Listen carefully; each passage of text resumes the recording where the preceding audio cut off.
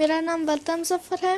میرے ابو کا نام ظفر احمد ہے. میری امی کا نام ناصر شہین ہے اور میں ونزت جماعت سے ہوں. حضور، ہمیں غیب پر ایمان لانے کے لیے کیوں کہا گیا ہے؟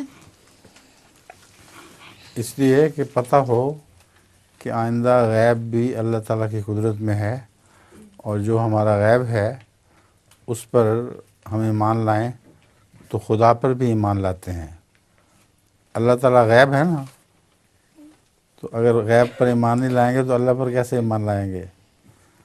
بہت سے غیب ہیں جو حاضر میں بدلتے رہتے ہیں. پہلے غیب ہوتے تھے پھر حاضر ہو گئے.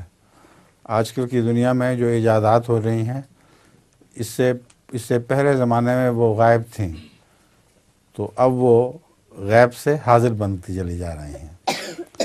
تو غیب پر ایمان لانا اللہ پر ایمان لانے کے لیے، فرشتوں پر ایمان لانے کے لیے اور اپنے فائدے کے لیے ضروری ہے. لطیفہ ہے، سنائیے. ایک بچہ اپنے ہمسائے کے گھر جاتا ہے. ہمسائے کے کتے نے اسے دیکھ کر قریب آتا ہے اور اس کے پاؤں چاٹنے لگتا ہے. بچے نے ڈر کر رونا شروع کر دیا.